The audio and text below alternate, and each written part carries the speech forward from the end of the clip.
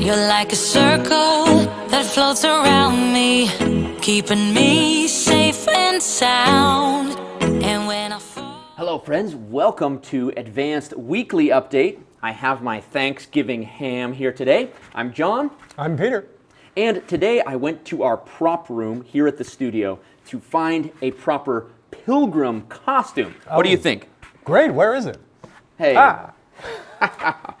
The Pilgrims were a group of people that were there for the first Thanksgiving. First, friends, if you don't know what we're talking about, take our poll today. Do you celebrate Thanksgiving? Okay? If you've never heard of Thanksgiving before, well, you're in luck today.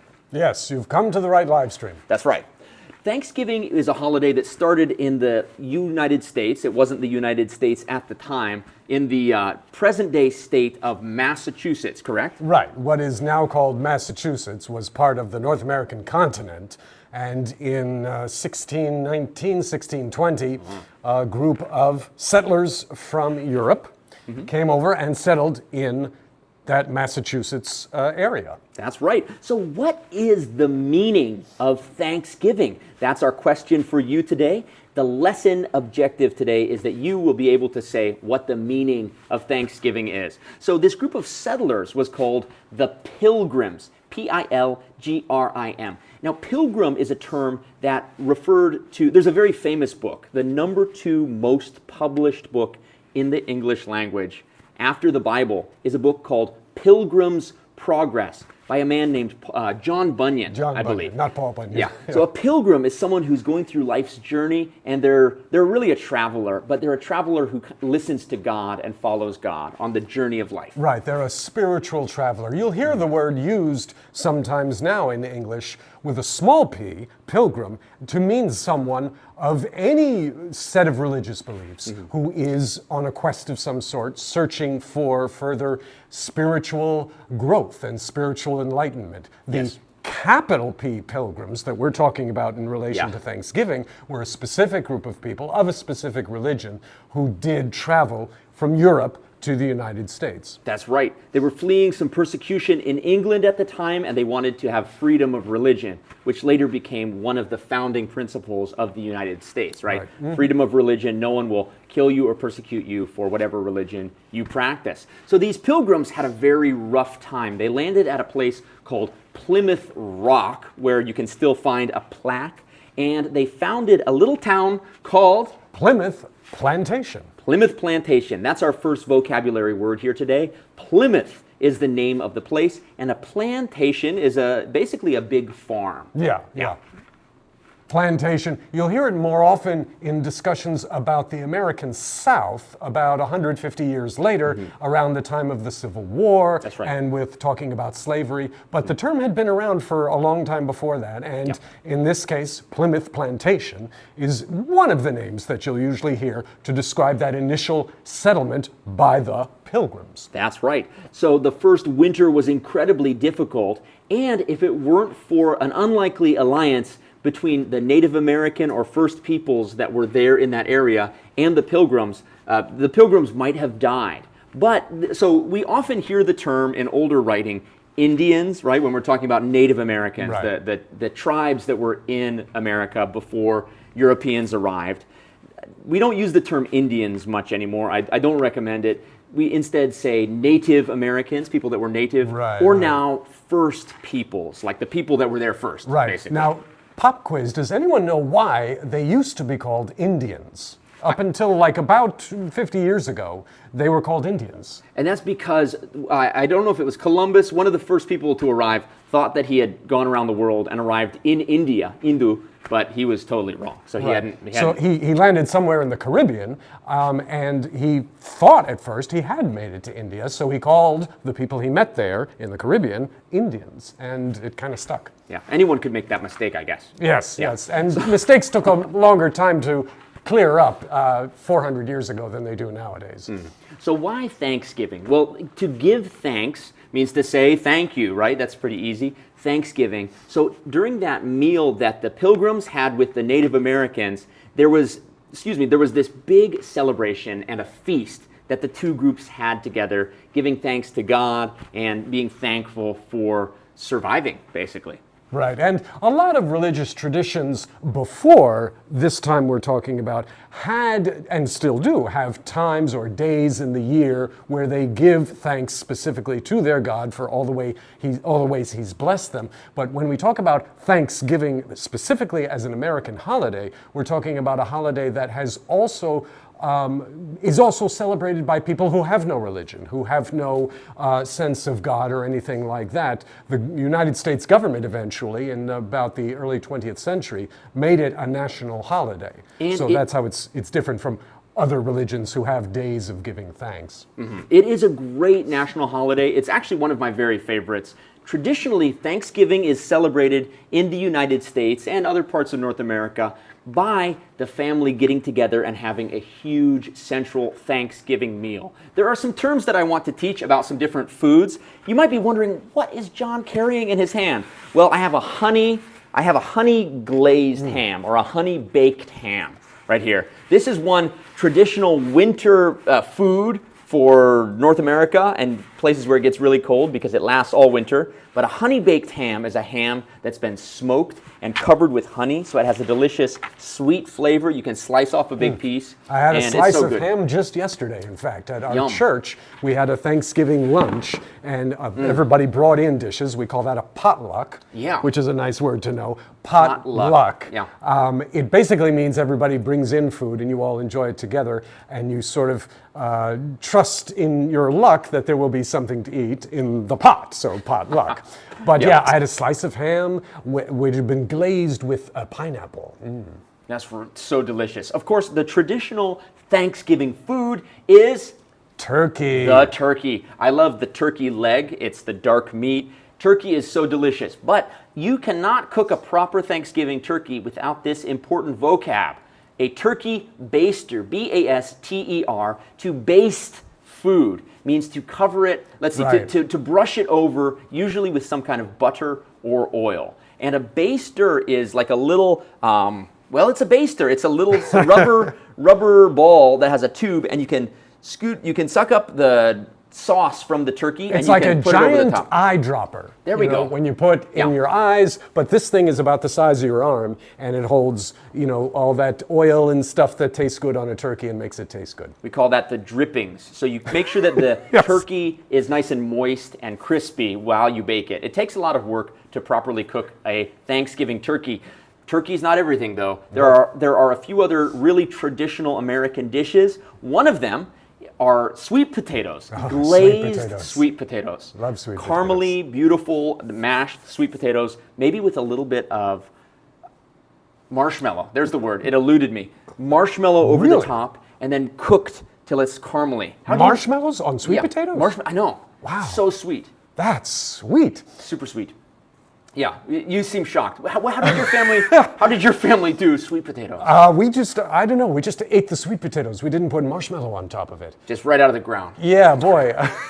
Just right out of the ground. Great. Things were very simple in those days. We didn't bother with all this stuff. No, but that's a tradition I have not heard of. Yes, those and mashed potatoes, regular old potatoes, are delicious with a lot of butter. Yeah. Now, there are other dishes that you may or may not have. One of them, green bean casserole, made of green beans and some kind of like a creamy sauce base. Or a cream of some sort. Yeah, maybe some raisins, I think, possibly tossed in there, or beet.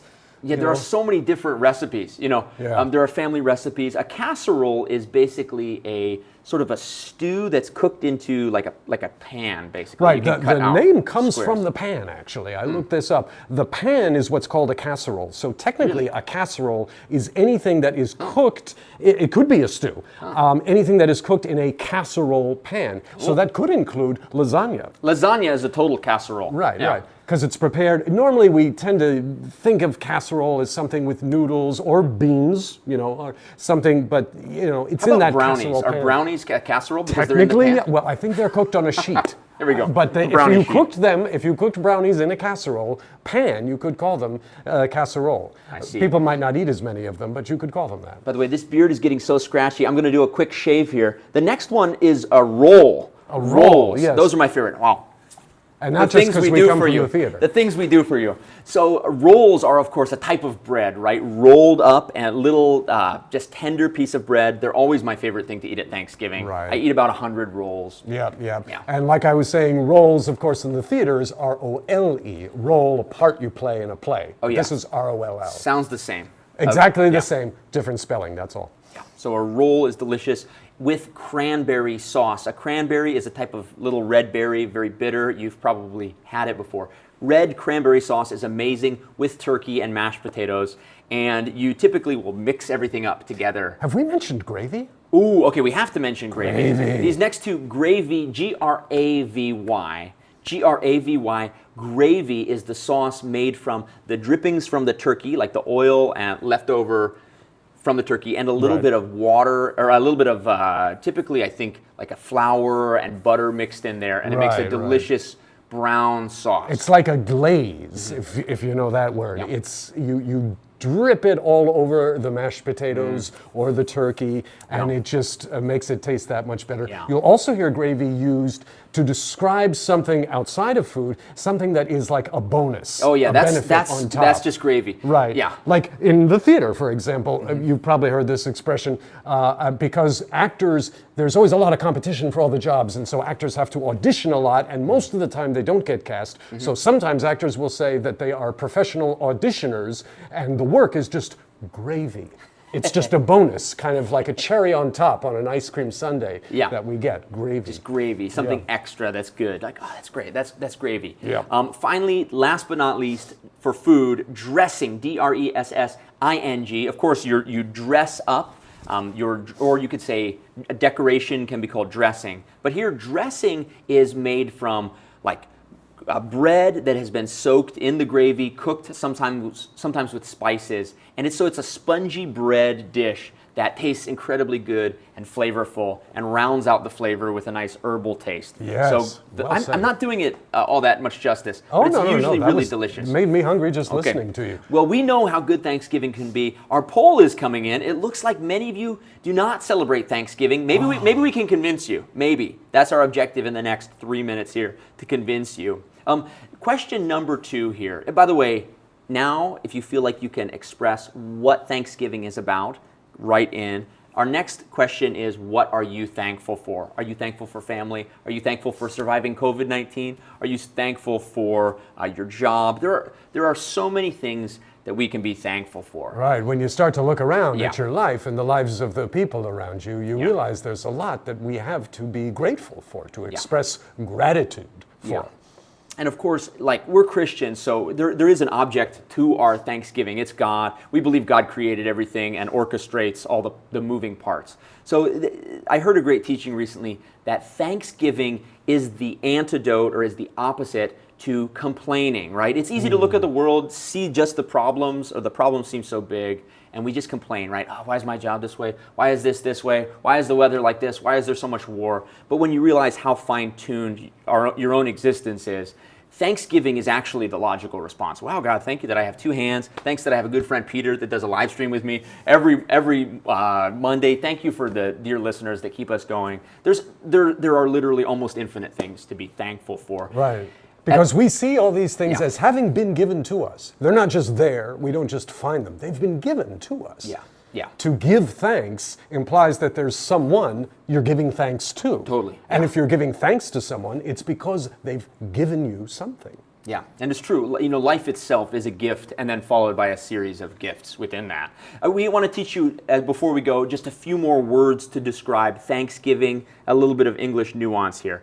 To be thankful, to say thank you, you know, Thanksgiving is the act of giving thanks. We also have this word gratitude. If you are grateful for something, it means you feel appreciative, you feel thankful, you have gratitude. Right, you express your gratitude for something. It's just another way of saying you give thanks. An almost identical word here, appreciation.